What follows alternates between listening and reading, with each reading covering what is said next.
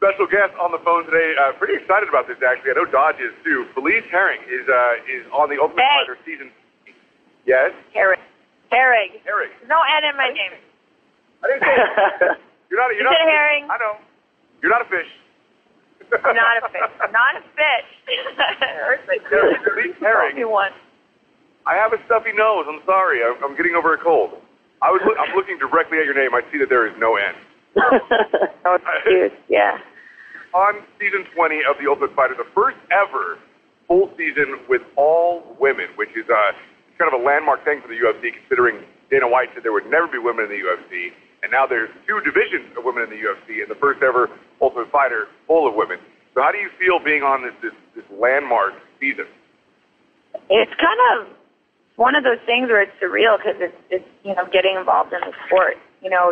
I never really saw myself here. No girl ever really saw herself here in this position, and I don't know. I'm like, wow. I don't know. Throughout the years, I've done a lot of really, really cool things, but it's going to be hard to top this one. Definitely going to be hard to top. Now, this season was a little bit different. This season was a little bit different as well because they also ranked you guys as fighters instead of just having coaches pick fighters. How did you feel about that whole little twist that they put in? Well, I thought it was funny because I was seated number 6, and the girl that I ended up fighting, I'm fighting in the first prelims fight is Heather Clark, and we have had a long time beef now, and I don't really think that was so I can't really say that the seating was accurate. I think mine was accurate. I think seated number 6 is it's pretty good, but I think her seating could have just gone anywhere that they wanted based on where I was seated. And they're like, okay, well, please, how can we get this girl to fight, please? How can we make this one happen? Okay. Yeah, you're 11. Heather, we say you're 11. You're 11. Yeah, they put her in that seat specifically to fight you because obviously you have quite the social media following. So a lot of people might know the beef that you have with Heather Clark. And of course, I mean, the show is great. One of the things I love about The Ultimate Fighter is there's not audience voting. There's none of that kind of stuff. You win, you move on. That's one of my favorite things about The Ultimate Fighter as a reality show. But at the same time, they still need ratings. So, I was literally just going to say, do you think they seated Heather specifically to fight you? Yes. Before, because I was actually one of the pre-selected girls that was already on the show and didn't have to try out. But Heather had to try out for the show. And when I heard that she was trying out for the show, I knew she was going to get on based on our drama. And lo and behold, she did. And I also knew that I said going into the show to my manager and my coaches, I was prepared to fight Heather because I anticipated that it was going to happen. And it did. So, yeah, I don't really think that it was, I definitely think that was predetermined. That was in my cards already, yeah. And you won, right? I don't know. We haven't seen that. I beat her the first time when I fought her a couple of years ago. Nice try. It's worth a shot. You almost got it out of me, huh? Me too. We know you're very, very big on... I'm good at this confidentiality agreement. Way too good. Very big with social media. Do you think that was one of the hardest things for you, is being 6 weeks away from all of your fans? No more bedhead wake-up Instagram pictures, no more Twitter. Did you see my bedhead pic on the first episode? Yeah. I woke up and I took a bedhead pic for everyone. But and I actually posted that recently on my Instagram. No, everybody thinks that I need social media. I mean, it's become a big part of, before there was this big platform, the Ultimate Fighter, the UFC for women. I used social media as a platform to get myself out there more, to interact with fans, to reach out to fans, to promote what I was doing, and then also, to work for sponsors. And it just became so big. A lot of sponsors reached out to me to, they just liked the way I was on social media, and, they wanted to work with me and sponsor me and have me incorporate their brand in with my brand, and it was kind of refreshing not to have to do it, because it kind of became a job. Like, as much as I loved it, and it was, you know, everything that I post is like, it's me and it's genuine, but the feeling of like, oh my gosh, I actually have to post, it was nice to just kind of get away from it for a little bit.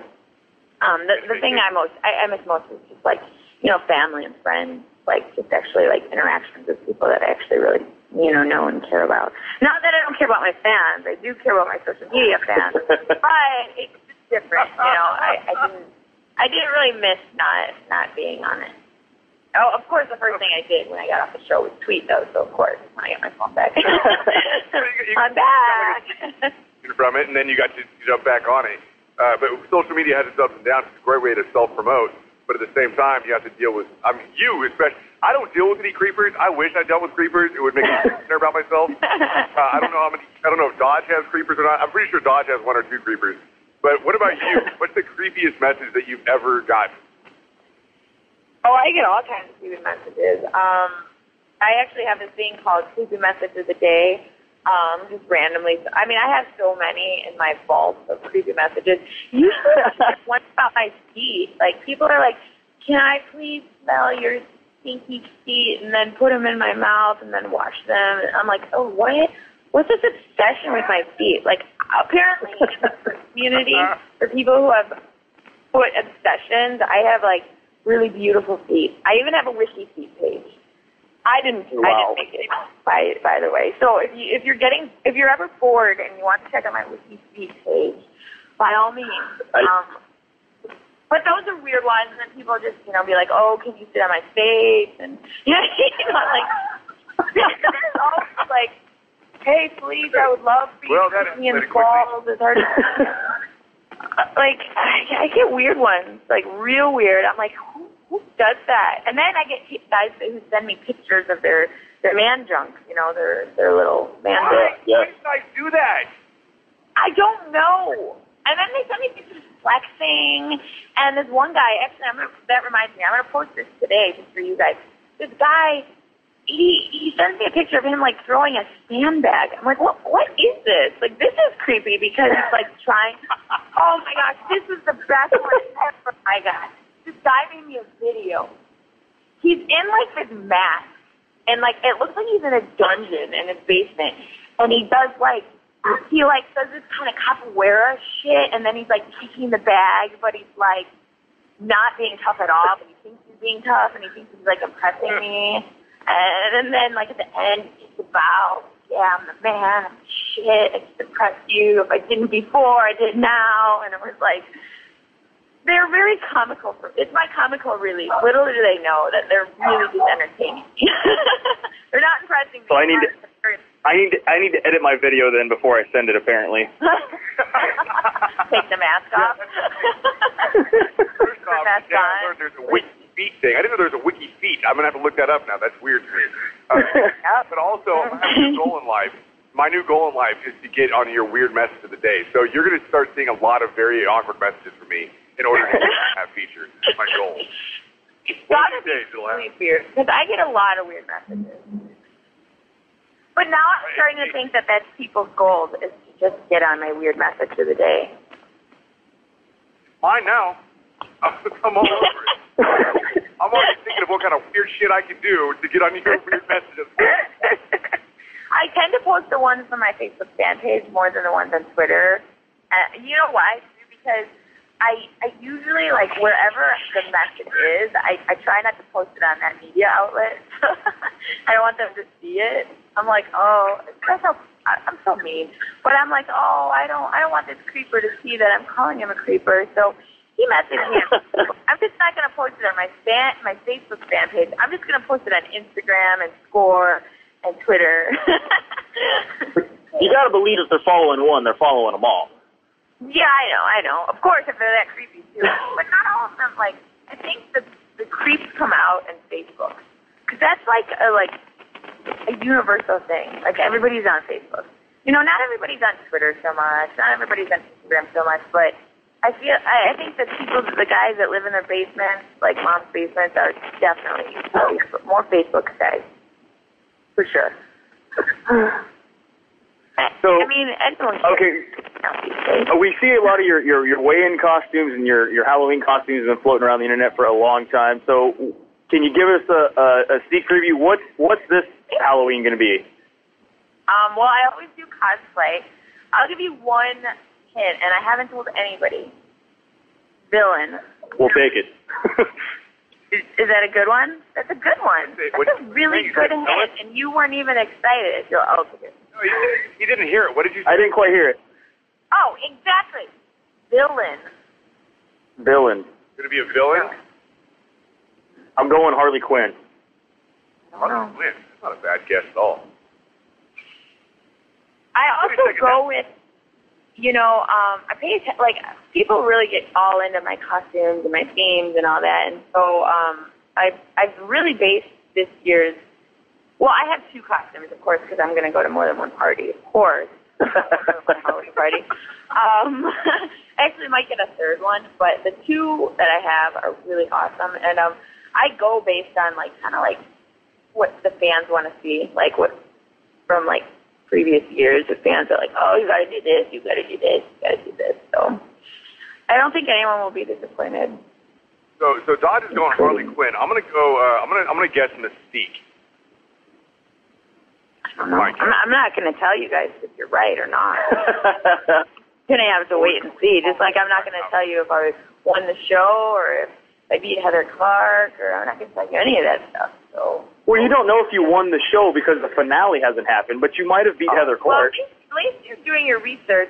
Dude, the last guy I did an interview with is like, so when does the show premiere? I'm like, last week. Thanks for watching. Tuning in. I'm like, this interview's over. Get out of here. We know our stuff. As a matter of fact, in case you missed out, The Ultimate Fighter is on Wednesday nights. This is the season 20. It's the first season with all women in the cast.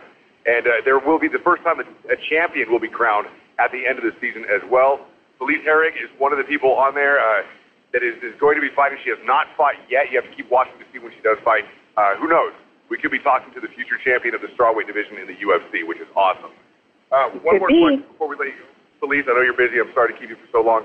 But real quick, we got to know who would win in a fight. Dodge has this question, and you have to answer it. So, Dodge, go ahead.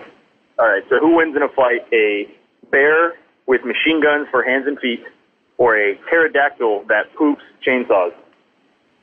Jesus. The answer is Jesus. Jesus wins that fight. Jesus wins that fight? Jesus wins that fight, yes. I don't even know how to argue that. Yeah, I got nothing. All right. Boom.